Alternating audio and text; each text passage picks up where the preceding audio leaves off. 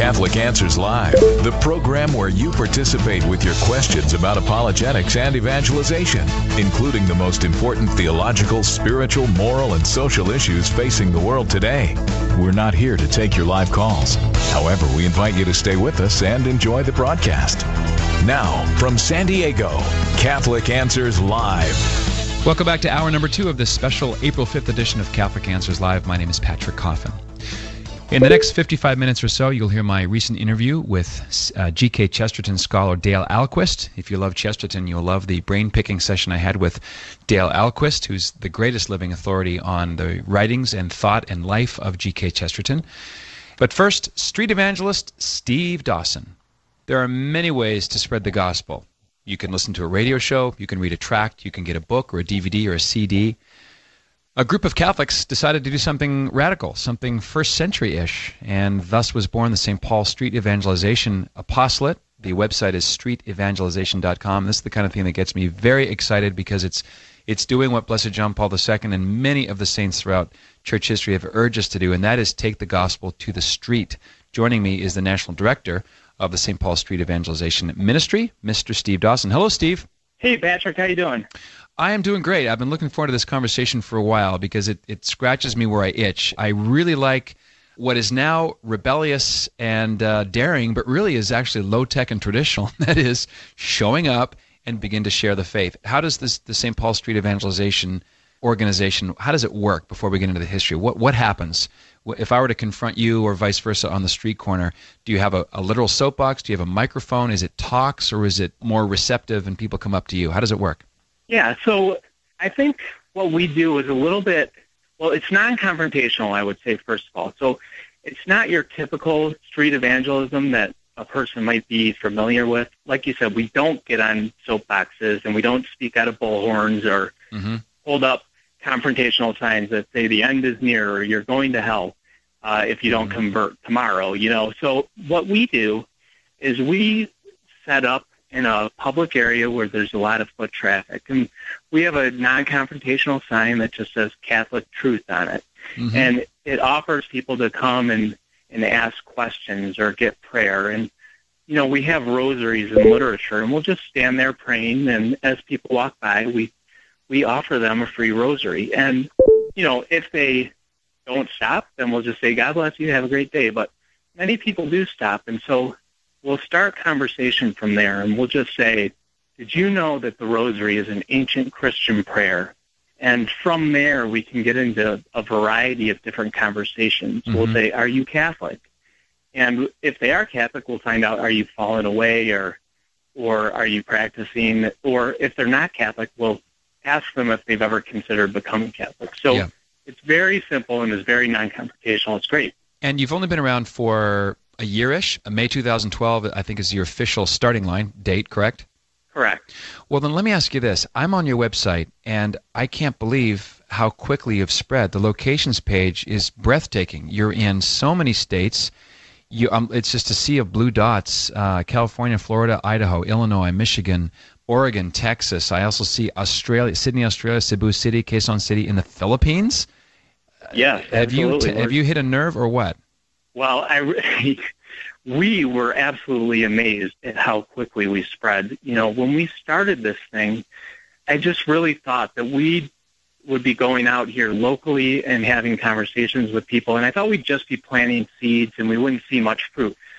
But what we've experienced is this explosive growth, and we really believe that the Holy Spirit is driving it, and Catholics have been waiting to do something like this, but they, you know, Catholics want to know how do I evangelize? How do I spread the faith? They know they have to do it. It's part of, you know, Christ's call. Yeah. But there isn't like this real concrete way to go about doing that. So what we've done is we've offered a simple system. We provide the training and the tools and the resources and the inspiration. And as Catholics are seeing what we're doing and seeing how simple it is, it's like a no-brainer. People are like, well, why didn't I think of this before? You know, so it's just exploded, and it's great. Well, that's the mark of a great idea. As soon as you hear it, why hasn't this been around for a long, long time?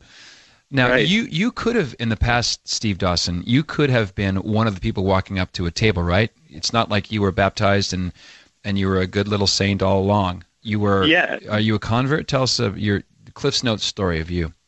Yeah, the Cliff Notes is that I was baptized a Catholic, but we never really discussed the faith in my home, so I really didn't know anything about having a relationship with God. And I began rebelling very early in life, and I was heavily involved in drugs and sex and crime even. And, I was living in a state of darkness, and I was miserable. Well, in my teens, my mom had a reversion to the faith, and she had been really praying for me. And through that and through the mercy of God, I began to, at least seek out what is truth. I'm not happy. And she would tell me, my mom would say, you need to have God in your life. And so eventually I was at a bottom, and I said, okay, well, you know what?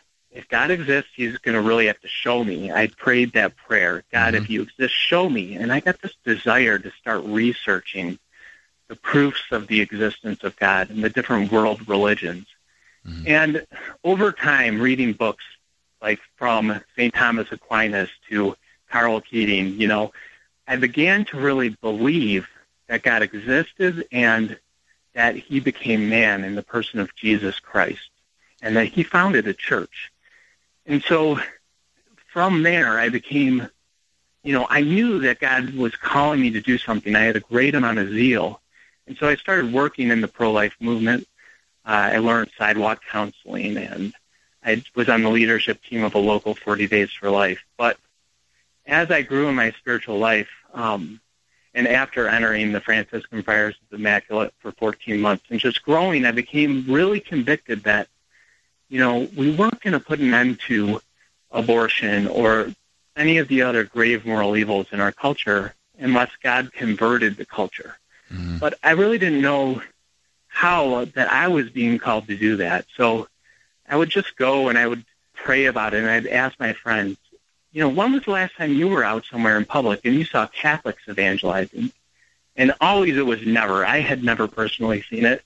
And I'm sure there are Catholics out there doing it, but I just had never seen it. So I really began praying about it, and that's where the idea of St. Paul Street Evangelization began. And what a great patron. Paul did that. He showed up on Mars Hill. He didn't consult a committee. He didn't do a study group. He just showed up with the message. And I wanted to ask you, Steve, what the proportion is, based on your anecdotal evidence and the feedback from the other volunteers and part of the teams now in 40 locations in 3 countries.